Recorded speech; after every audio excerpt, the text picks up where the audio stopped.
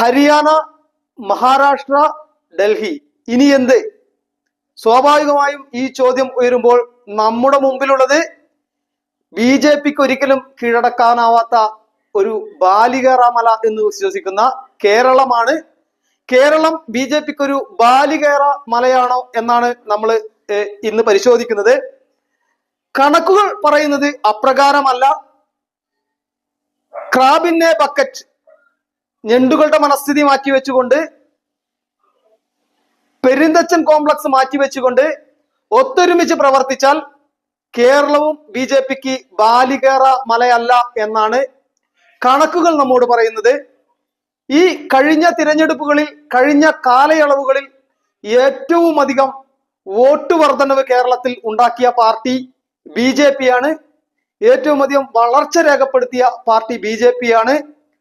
19.3% vote കഴിഞ്ഞ 2024 ഇലക്ഷനിൽ അത് നേടിയിരിക്കുന്നു.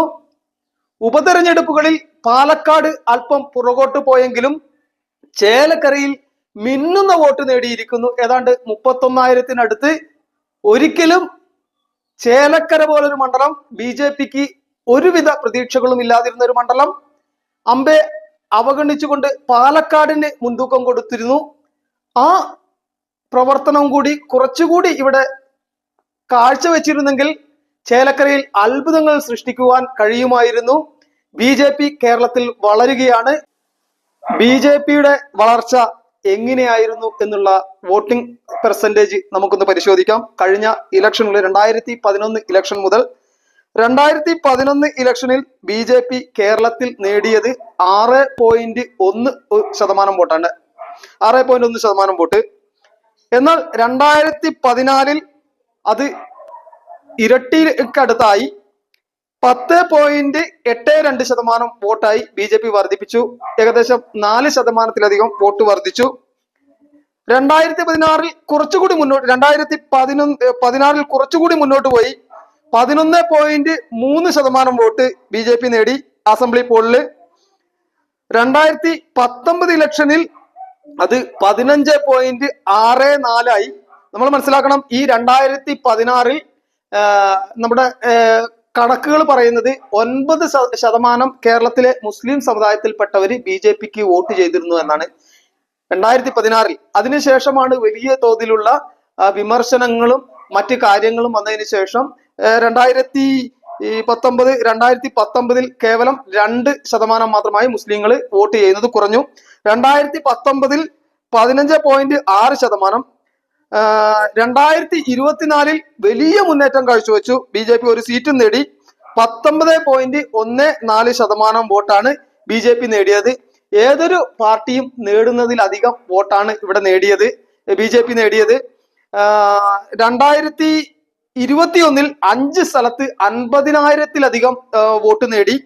ആ സീറ്റുകൾ നേമത്ത് കുമ്മനം രാജശേഖരൻ നേടിയത് 51,888, കെ സുരേന്ദ്രൻ മഞ്ചേശ്വരത്ത് 65,013, ശ്രീകാന്ത് കാസർഗോഡ് 50,395, മലമ്പുഴ C കൃഷ്ണകുമാർ 50,200, പാലക്കാട് ശ്രീധരൻ 50,221.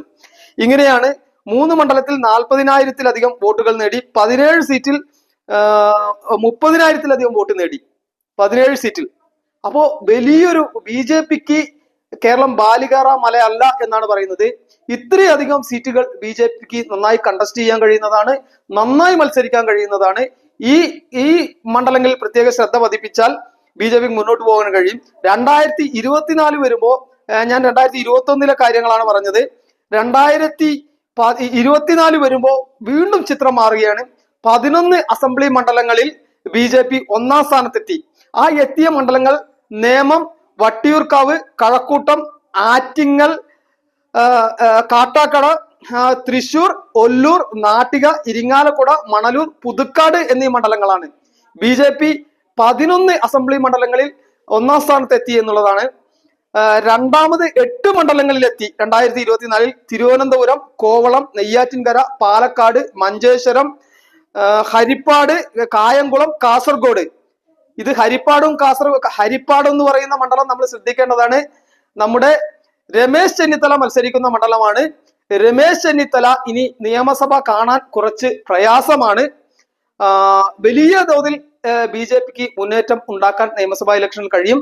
അതിന് എണ്ണയിട്ട യന്ത്രം പോലെ പ്രവർത്തിക്കേണ്ടതുണ്ട്. പാർട്ടി കൃത്യമായിട്ട് ബിജെപിയുടെ പ്രതീക്ഷകൾ BJPക്ക് കേരളം പിടിച്ചടക്കാൻ കഴിയും എന്നുള്ള ഒരു വിശ്വാസം പ്രകടിപ്പിക്കുന്നത്, അല്ലെങ്കിൽ അങ്ങനെ പറയാൻ സാഹചര്യം ഉണ്ടെന്ന് പറയുന്നത് അതിന്റെ സംഘടനാ തലത്തിൽ ഈ അടുത്ത് വരുത്തിയ മാറ്റങ്ങളാണ്. ഇവിടെയാണ് അതിന് സംഘടനാപരമായിട്ടുള്ള ദൗർബല്യം എന്ന് കണ്ടെത്തിക്കൊണ്ട് 140 മണ്ഡലങ്ങളെ, നിയോജക മണ്ഡലങ്ങളെ നേരെ ഇരട്ടിയായി വിഭജിച്ചുകൊണ്ട് 280 സംഘടനാ മണ്ഡലങ്ങളാക്കി തിരിച്ചു. വർക്ക് കുറച്ചുകൂടി പ്രവർത്തനം ഊർജിതമാക്കുവാൻ വേണ്ടി. അതുപോലെ തന്നെ 14 ജില്ലകളെ 30 സംഘടനാ ജില്ലകളാക്കി തിരിച്ചുകൊണ്ട് സംഘടനാ സംവിധാനം, സംഘടനാ തിരഞ്ഞെടുപ്പ് എല്ലാം പൂർത്തിയാക്കി ഒരു പുത്തൻ ഉണർവോടുകൂടി BJP വരികയാണ്. ഡൽഹി തിരഞ്ഞെടുപ്പ്, ഹരിയാന തിരഞ്ഞെടുപ്പ്, മഹാരാഷ്ട്ര തിരഞ്ഞെടുപ്പ്, ഇത്തരം ഇലക്ഷനുകളിൽ ഉണ്ടായ മുന്നേറ്റം അത് BJPക്ക് ആത്മവിശ്വാസത്തോടെ മുന്നോട്ട് പോകാൻ കഴിയും. മാത്രമല്ല കോൺഗ്രസിന് ഇനി ഒരു പ്രതീക്ഷ ഇല്ല എന്നുള്ളതും, ഇടതുപക്ഷത്തിന് മുന്നോട്ട് വരുന്ന, ഇടതുപക്ഷത്തിനെതിരെ വരുന്ന അഴിമതി ആരോപണങ്ങളെല്ലാം BJPക്ക് നല്ല വളക്കൂറുള്ള മണ്ണാക്കി കേരളത്തെ മാറ്റിയിരിക്കുന്നു. ചിന്തിക്കേണ്ടത് മുസ്ലിങ്ങൾ BJPക്ക് വോട്ട് ചെയ്യില്ല എന്നുള്ള പ്രചരണം വ്യാപകമായി നടക്കുന്നുണ്ട്. ഡൽഹിയിൽ അത് പൊളിഞ്ഞു പോയതാണ്. മുസ്തഫാബാദ് എന്ന് പറയുന്ന ഒരൊറ്റ നിയോജക മണ്ഡലം മാത്രം എടുത്തു നോക്കിയാൽ മതി. BJP സ്ഥാനാർത്ഥി 54%, 70% മുസ്ലിം ജനസംഖ്യയുള്ള മുസ്ലിങ്ങളുള്ള ഒരു മണ്ഡലത്തിൽ 54% വോട്ട് നേടി BJP വമ്പൻ 33,000-ലധികം വോട്ടിന് ഭൂരിപക്ഷത്തിന് വിജയിച്ചിരിക്കുകയാണ്. മുസ്ലിങ്ങൾ വോട്ട് ചെയ്യും. 2016-ൽ 9% മുസ്ലിങ്ങൾ കേരളത്തിൽ BJPക്ക് വോട്ട് ചെയ്തു എന്നാണ് കണക്ക്. അത് പിന്നീട് വലിയ പ്രചരണങ്ങൾ വന്നതിന് ശേഷമാണ് ആന്റി മുസ്ലിമാണ് BJP എന്നുള്ള പ്രചരണങ്ങൾ വന്നതുകൊണ്ടാണ് ഇപ്പോൾ കുറേയേറെ മാറുന്നു. മുസ്ലിം സ്ത്രീകള് BJPക്ക് വോട്ട് ചെയ്യാൻ തയ്യാറാവുന്നു. അതുകൊണ്ട് തന്നെ നന്നായി മത്സരിച്ചാൽ, നന്നായി പ്രവർത്തിച്ചാൽ, തോണി ഇരുവശത്തേക്ക് തുഴയാതെ ഒരുമിച്ച് ഒരേ ദിശയിലേക്ക് തുഴയാൻ ഈ ക്രാബിനെ ബക്കറ്റ് മെന്റാലിറ്റി ഒഴിവാക്കിക്കൊണ്ട് ഒരുമിച്ച് പരസ്പരം സഹകരിച്ചുകൊണ്ട് മുന്നോട്ട് പോയാൽ BJPക്ക് കേരളം ഭരിക്കാം. അത് വിദൂര ഭാവിയിൽ തന്നെ സാധ്യമാകും എന്നാണ് പറയാനുള്ളത്. ഈ വീഡിയോ ഇഷ്ടപ്പെട്ടാൽ ലൈക്ക് ചെയ്യുക, കമന്റ് ചെയ്യുക, ഷെയർ ചെയ്യുക, സബ്സ്ക്രൈബ് ചെയ്യുക. നന്ദി, നമസ്കാരം.